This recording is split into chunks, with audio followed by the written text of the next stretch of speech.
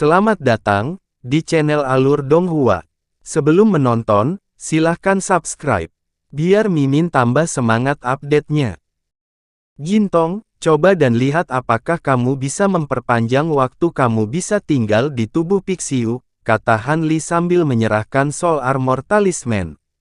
Jintong mengambil jimat itu dan menepuknya di tubuhnya. Soul Armor Talisman segera berubah menjadi bola cahaya putih lembut dan memasuki tubuhnya. Kemudian, cahaya putih melintas di dahinya dan tanda roh putih yang menyilaukan muncul di dahinya. Tanda roh kemudian membentuk pola awan yang mirip dengan yang ada di jimat. Sedikit putih. Jintong terkejut pada awalnya. Kemudian, ekspresi aneh muncul di wajahnya dan dia berteriak pada Pixiu. Tubuhnya kemudian berbalik dan berubah menjadi cahaya keemasan yang terbang menuju Pixiu. Pixiu buru-buru membuka mulutnya dan menelan cahaya keemasan ke dalam tubuhnya. Waktu perlahan berlalu dan setengah jam berlalu dalam sekejap mata. Namun, tidak ada tanda-tanda Jintong terbang keluar. Sebaliknya, Pixiu, Little White, akan berdiri dan berbaring dari waktu ke waktu. Itu tampak gelisah. Jejak kebahagiaan melintas di mata Han Li saat dia melihat ini. Dia terus menunggu dalam diam. Waktu perlahan berlalu. Setelah setengah jam, ekspresi Pixiu tiba-tiba berubah dan membuka mulutnya untuk mengeluarkan cahaya keemasan. Sosok Jintong muncul saat cahaya keemasan keluar dari mulutnya. Tanda roh putih di dahinya sudah menghilang. Kulitnya agak pucat dan kulit di tangan dan kakinya agak kusam. Han Li tidak langsung bertanya tentang situasi saat melihat penampilan Jintong. Sebagai gantinya, dia mengeluarkan penggaris giok yang berwarna hijau seperti air dan menyerahkannya. Jintong segera mengambilnya dan mengunyah penggaris giok itu seolah-olah itu adalah permen. Kemudian, itu menelannya. Lapisan cahaya hijau muncul di wajah Jintong setelah memakan harta karun itu. Itu berkedip beberapa kali sebelum menghilang tanpa jejak. Namun, kulitnya terlihat sedikit lebih baik. Bagaimana itu? Han Li bertanya. Paman, jimat ini sangat bagus. Aku merasa sedikit pusing di perut Little White. Tapi, saya merasa jauh lebih baik dengan jimat ini. Jintong tersenyum. Menurutmu berapa lama kita bisa tinggal di dalam jika kita memiliki cukup jimat ini? Mata Han Li berkilat saat dia bertanya. Kuperkirakan kita bisa tinggal di dalam paling lama setengah jam jika kita memiliki cukup jimat. Jintong menjawab dengan serius setelah berpikir sejenak. Setelah mendengar ini, Han Li mengangguk sambil berpikir. Tampaknya bahkan dengan bantuan Soul Armor Talisman, Jintong tidak bisa tinggal lama di sana. Paling banyak, dia bisa menggunakan 2 jimat, yang berarti dia bisa tinggal selama 3 jam sekaligus. Meskipun tidak lama, itu juga tidak singkat. Itu cukup untuk melakukan banyak hal. Sambil berpikir, Han Li melambaikan tangannya dan mengeluarkan beberapa harta karun spiritual lagi untuk dimakan Jintong. Kemudian, dia membuka antarmuka perdagangan Istana Samsara dan membeli lebih dari 100 jimat pelindung jiwa dari beberapa orang. Karena ini adalah masalah hidup dan mati, dia tidak peduli dengan pengeluaran batu esensi abadi. Dia membuat segel tangan dan hendak membubarkan layar cahaya merah lagi ketika dia tiba-tiba melihat ke sudut layar cahaya dengan ekspresi bahagia. Sebuah titik cahaya merah muncul dan berkedip-kedip tanpa henti. Bounty yang baru saja dia posting sepertinya telah terjawab. Han Li membentuk segel tangan dan merapal mantra. Seberkas cahaya merah melesat keluar dari layar cahaya dan memadat menjadi siluet kabur merah tua yang wajahnya tidak bisa dilihat. Namun, topeng di wajah orang tersebut bisa terlihat dengan jelas. Kata-kata, Phoenix Nineten, terukir di atasnya. Tuan, apakah Anda memiliki teknik rahasia yang dapat mengaktifkan senjata dewa tingkat primordial? Tolong beritahu saya. Han Li tidak bertele-tele dan langsung ke intinya.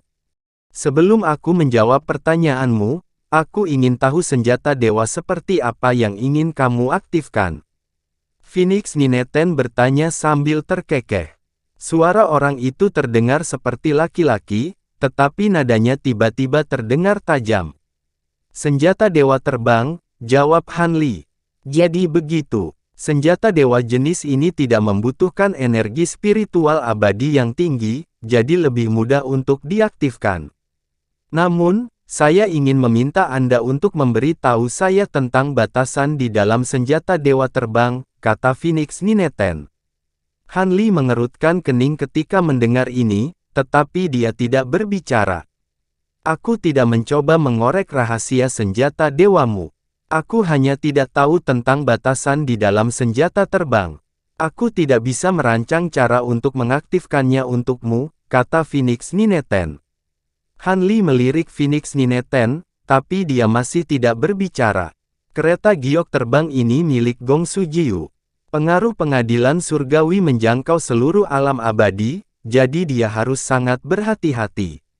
Dia tidak berani membocorkan informasi apapun tentang Gong Sujiu.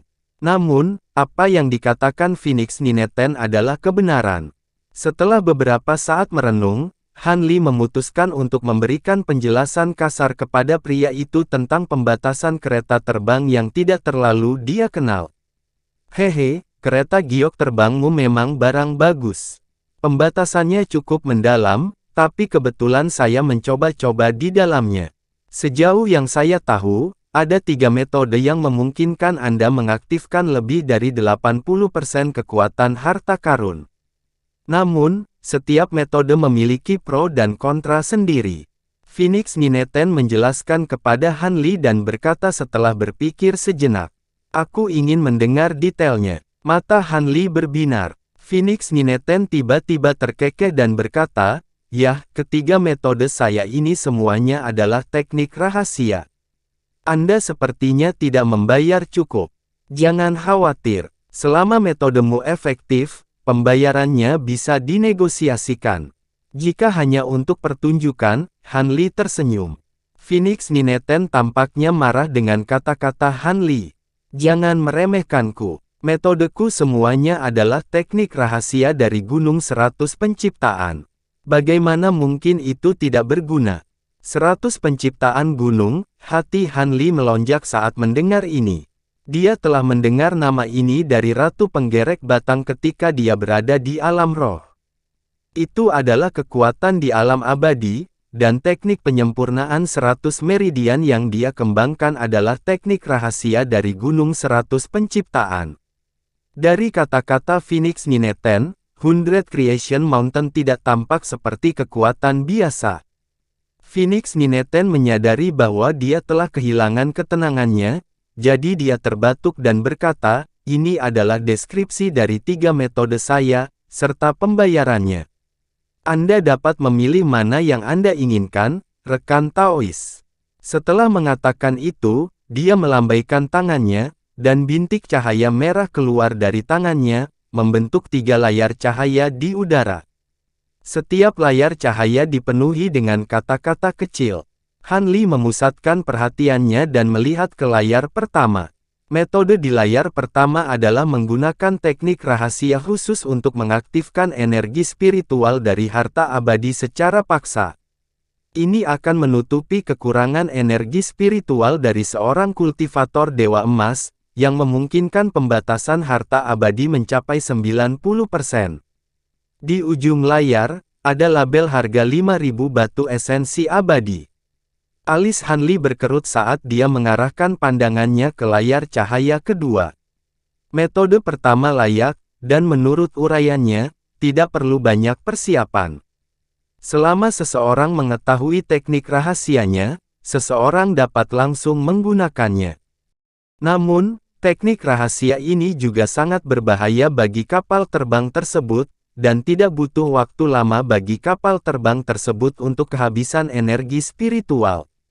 Metode ini cocok untuk penggunaan sementara, tetapi sayang sekali dia harus bergantung pada kapal terbang untuk waktu yang lama untuk melewati wilderness.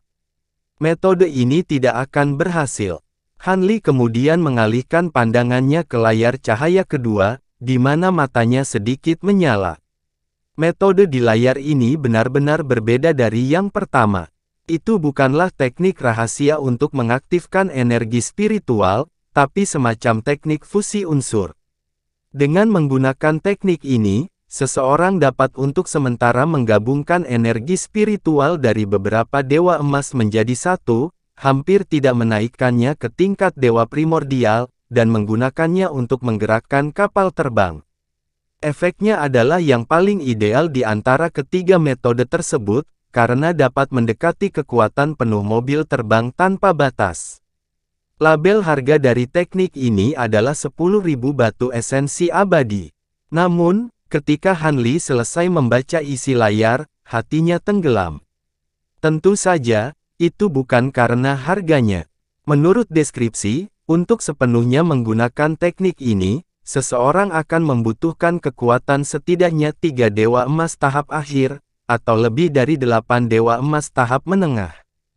Han Li hanya dia, Tao Xie, Pixiu, dan Jin Tong, 4 dewa emas di sisinya, yang masih agak jauh dari persyaratan. Berdasarkan perhitungannya, dia hanya bisa menggunakan 60% dari kekuatan penuhnya paling banyak, jauh dari yang dia harapkan. Tentu saja, itu lebih baik daripada tidak sama sekali, dan jika dia benar-benar dapat menggunakan 60% dari kekuatannya, itu akan jauh lebih baik dari sekarang. Han Li tersenyum kecut di dalam hatinya, lalu melihat ke layar ketiga. Metode ketiga adalah teknik rahasia formasi, dan prinsipnya agak mirip dengan metode kedua. Itu juga mengumpulkan banyak helai energi spiritual abadi dan mengangkatnya ke tingkat dewa primordial. Namun, formasi ini tidak mengumpulkan energi spiritual abadi dari seorang kultivator, tetapi batu esensi abadi. Selama ada cukup batu esensi abadi, kekuatannya bisa sangat dekat dengan kesempurnaan. Untuk memadatkan energi spiritual abadi ke tingkat dewa primordial, konsumsi batu esensi abadi secara alami sangat mengejutkan. Itu bukanlah sesuatu yang bisa ditanggung oleh dewa emas. Mungkin karena alasan inilah Phoenix Nineten hanya menetapkan harga metode ini pada 1000 batu esensi abadi. Jelas, dia tidak terlalu memikirkan metode ini, dan hanya menggunakannya untuk menutupi keuntungan dari dua metode pertama. Han Li melihat ke layar ketiga, dan senyum muncul di wajahnya. Setelah menunggu beberapa saat, Phoenix Nineten mau tidak mau bertanya ketika Han Li masih tidak berbicara, apakah kamu sudah mengambil keputusan? Aku ingin metode ketiga, kata Han Li. Apa? Phoenix Nineten terkejut saat mendengar ini. Meskipun metode ketiga layak dan murah, kekurangannya sangat jelas terlihat. Sangat mungkin bahwa konsumsi akhir batu esensi abadi akan lebih dari gabungan dua metode sebelumnya. Oleh karena itu sangat tidak berguna. Orang di depannya ini terlihat seperti pria yang pintar, jadi mengapa dia memilih metode ini? Apakah kamu sudah mengambil keputusan? Phoenix Nineten bertanya lagi. Itu benar, aku akan menggunakan metode ketiga. Han Li mengangguk. Phoenix Nineten menggelengkan kepalanya dan tidak bertanya lagi. Sebaliknya, dia mulai mendiskusikan metode pembayaran dengan Han Li. Sesaat kemudian, formasi teleportasi di tengah layar lampu merah menyala, dan slip batu giok putih muncul. Han Li tidak sabar untuk mengambil slip batu giok dan menggunakan indera ilahi untuk memeriksanya. Setelah 1 jam penuh, dia menarik kembali perasaan ilahinya, dan ekspresi kekaguman muncul di wajahnya. Tidak ada masalah dengan teknik rahasia formasi di slip giok, dan itu sangat cocok dengan pembatasan pada kereta terbang berwarna hijau giok. Jelas, Phoenix Nineten sengaja menyesuaikannya. Untuk dapat menyelesaikan semua ini dalam waktu sesingkat itu, pencapaian Phoenix Nineten dalam pembatasan artefak dewa jelas telah mencapai tingkat yang sangat tinggi. Dia jauh lebih rendah darinya. Han Li diam-diam mengingat nama Phoenix Nineten. Jika dia memiliki masalah dengan pembatasan artefak dewa di masa depan, dia bisa meminta saran padanya. Han Li menyibukkan diri selama 3 hari 3 malam. Pada saat ini, formasi heksagonal muncul di tengah kapal terbang. Formasinya tidak terlalu rumit, tetapi rune formasi dan pola jimat yang saling terkait satu sama lain masih memberikan perasaan yang mempesona. Simpul dari formasi heksagonal diisi dengan lubang seukuran ibu jari, dan ada lusinan. Han Li melirik formasi dengan sungguh-sungguh, lalu menarik napas dalam-dalam sebelum mengeluarkan potongan-potongan batu esensi abadi dan memasukkannya ke dalam lubang. Setelah melakukan semua ini, dia melambaikan tangannya dan mengeluarkan mantra. Rune redup dari formasi tiba-tiba menyala, mengeluarkan suara mendengung. Batu esensi abadi yang tertanam dalam formasi bergetar dengan lembut, dan aliran cahaya spiritual mengalir keluar darinya. Seperti darah, mereka mengalir di sepanjang berbagai rune dan akhirnya bertemu di poros di tengah formasi.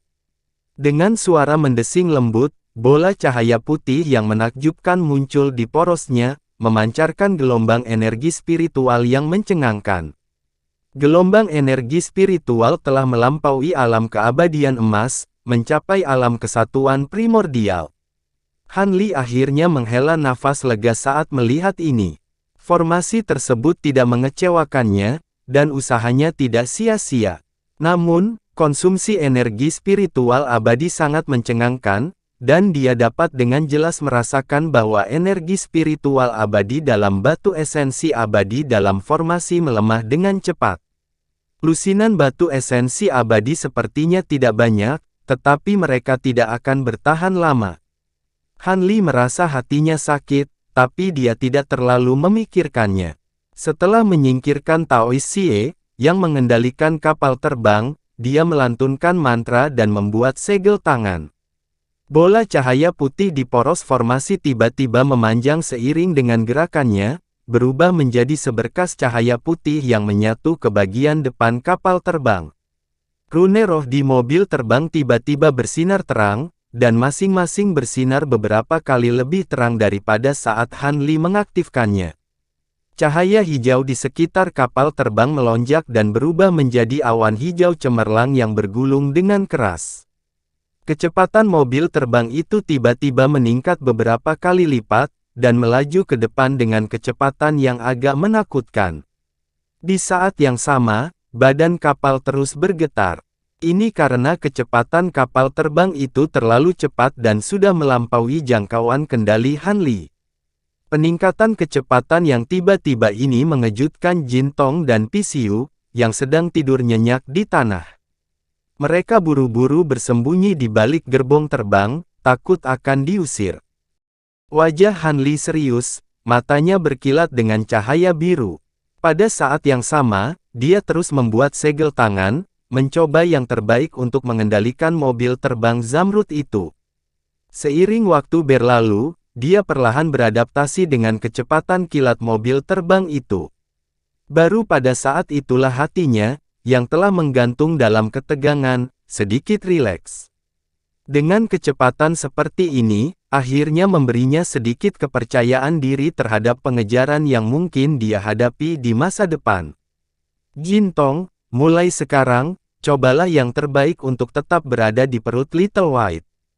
Cobalah yang terbaik untuk mengurangi kemungkinan dideteksi oleh pihak lain.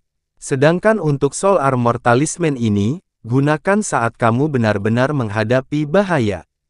Han Li memandang Jin Tong dan berkata, "Baiklah." Dalam menghadapi hidup dan mati, Jin Tong bersikap sangat patuh. Tanpa berkata apa-apa, dia berubah menjadi seberkas cahaya keemasan dan terbang ke mulut Pixiu. Kemudian, Han Li duduk bersila, dan sambil mengendalikan kapal terbang, ekspresi kontemplasi muncul di wajahnya. Meskipun dia mencoba yang terbaik untuk mengurangi kemungkinan Jin Tong menjadi sasaran, dan pada saat yang sama meningkatkan kecepatan kapal terbang, dan dia tidak ragu untuk membeli banyak senjata dewa, dia masih tidak bisa sepenuhnya tenang. Lagi pula, dia menghadapi keberadaan yang kuat di tahap akhir alam Dewa Tai. Untuk memastikan bahwa tidak ada yang salah, dia harus menjadi Dewa Tai, tapi itu murni angan-angan. Bahkan jika dia tidak kekurangan semua jenis ramuan, pada dasarnya tidak mungkin baginya untuk meningkatkan kultivasinya dalam waktu singkat. Belum lagi maju ke alam Dewa Tai, bahkan membuka satu lubang abadi lagi bukanlah tugas yang mudah. Memikirkan hal ini, Han Li mengerutkan kening. Tapi kemudian, dia memikirkan sesuatu dan membalik tangannya. Dengan kilatan cahaya hijau, labu hijau zamrud muncul di tangannya. Itu adalah harta karun surgawi yang mendalam yang diambil dari Kuling. Setelah meninggalkan mansion Netherfrost, dia sibuk dengan segala macam hal dan hampir melupakan harta karun ini. Han Li memandangi labu hijau zamrud di tangannya, dan dengan mengibaskan lengan bajunya, sinar cahaya hijau terbang keluar dari tubuhnya. Itu adalah bendera formasi yang dikelilingi oleh lampu hijau, dan mendarat di dekat Pixiu. Lapisan tirai lampu hijau segera muncul, dan Pixiu, yang terkejut dan ingin mengatakan sesuatu, terbungkus di dalamnya. Kemudian, Han Li dengan lembut mengangkat satu tangan, dan labu hijau zamrud di tangannya segera terbang dari telapak tangannya dan melayang di udara, memancarkan semburan cahaya hijau lembut. Han Li melepaskan indera ilahinya dan segera memasuki ruang hijau zamrud di dalamnya. Tidak ada perbedaan dari sebelumnya, di mana-mana dipenuhi dengan cahaya hijau zamrud, sedikit berputar, membentuk pusaran air hijau besar. Di pusaran air hijau, pedang hijau kecil dan paviliun mini bertingkat 3 melayang. Itu adalah pedang bambu awan dan senjata dewa paviliun yang ditempatkan di sini untuk menguji kemampuan labu hijau zamrud. Pedang bambu awan di pusaran air sekarang memancarkan cahaya hijau lembut, dan kekuatan spiritual yang sangat besar dalam pedang menjadi jauh lebih murni dan lebih terkendali.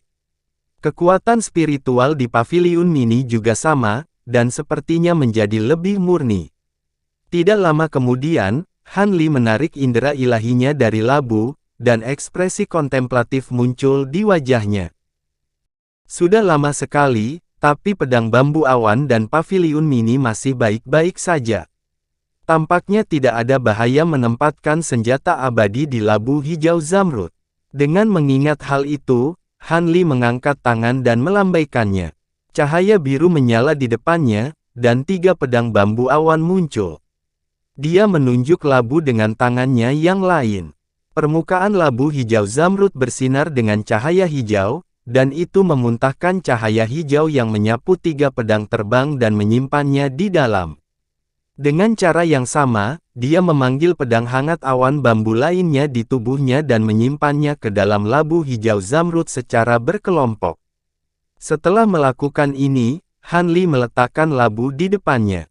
Kenyataannya, dia tidak mengeluarkan labu hijau zamrud untuk menggunakan pedang hangat awan bambu murni. Labu hijau zamrud adalah harta karun surgawi yang mendalam, dan itu adalah salah satu harta paling berharga yang dia miliki.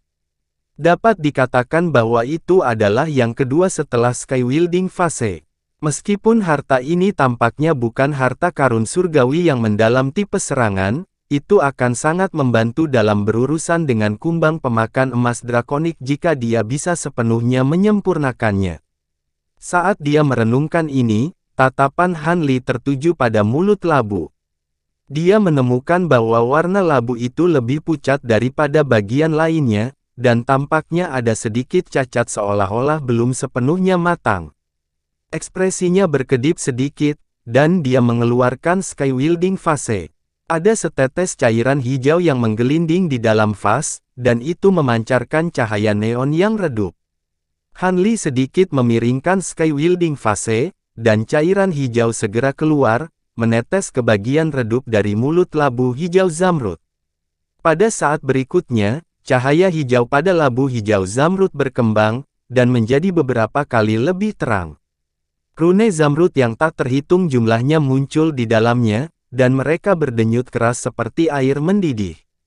Kekuatan hukum yang luar biasa tiba-tiba muncul, dan beriak ke sekitarnya. World Spirit Key di dekatnya segera mulai bergejolak, dan itu memadat menjadi bola-bola cahaya spiritual warna-warni.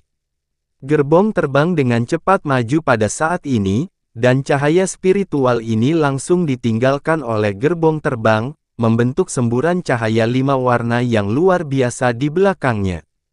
Han Li tidak memperhatikan situasi di sekitarnya, dan matanya tertuju pada labu. Setetes cairan hijau bergetar di permukaan labu, dan perlahan meresap ke dalam labu hijau zamrud. Rune bergulir di sekitar labu hijau zamrud perlahan memudar, dan sekitarnya kembali normal. Dia dengan hati-hati melihat labu hijau zamrud, dan tidak ada perubahan dari sebelumnya.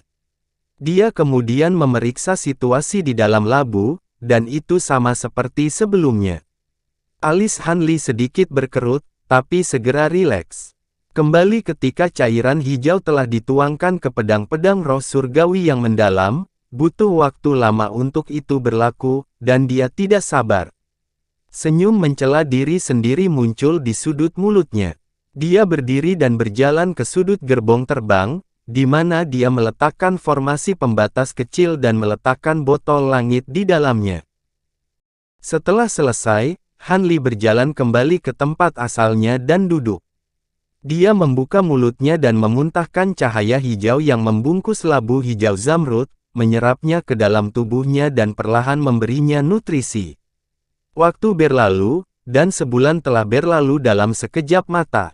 Di bawah langit malam, kereta terbang hijau zamrud berubah menjadi bayangan hijau buram, melesat melintasi langit seperti meteor hijau saat terbang ke depan dengan kecepatan tinggi.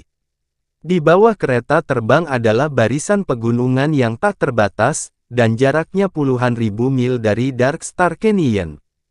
Han Li melirik pegunungan di bawah, dan ekspresinya tidak rileks sama sekali. Sebaliknya, alisnya berkerut lebih kencang.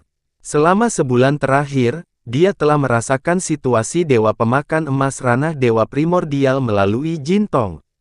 Menurut Jintong, kekuatan Dewa Emas telah pulih dengan cepat baru-baru ini, dan mungkin telah terbebas dari rantai isolasi primordial. Han Li mengangkat kepalanya dan menatap langit pucat. Dia berdiri dan berjalan ke sudut gerbong terbang, mengambil botol langit, dan meneteskan cairan hijau pekat ke labu hijau zamrud. Kali ini, cahaya hijau terang muncul lagi di labu hijau, dan fluktuasi kekuatan hukum yang kuat melonjak. Tapi seperti sebelumnya, itu hanya berlangsung sesaat sebelum semuanya kembali normal. Ekspresi Han Li tenang. Saat dia hendak mengembalikan botol langit ke tempatnya semula, alisnya tiba-tiba terangkat sedikit. Dia menyingkirkan botol kecil itu, dan sosoknya melintas ke PCU. "Tuan," kakak berkata, kata PCU. "Itu datang." Han Li bertanya dengan suara rendah. "Iya, menurut penilaian Big Brother, kecepatannya lebih cepat daripada kereta terbang." Tubuh PCU bergetar, dan dia mengangguk. "Seberapa cepat?" Hati Han Li bergetar, dan dia bertanya lagi. "Hampir 2 kali." PCU berhenti sejenak, dan berkata dengan ekspresi ketakutan. Han Li mengerutkan kening. Dia membalik tangannya, mengeluarkan Soul Armor Talisman yang telah dia beli sebelumnya, dan melemparkan semuanya ke mulut PCU. Dia memerintahkan, "Jintong, tunggu sampai kamu mencapai batasmu." Setelah itu, dia tiba-tiba berbalik, dan tangannya membentuk segel. 10 jarinya menjentikkan, dan dia menabrak kereta terbang dan belah ketupat heksagonal satu demi satu.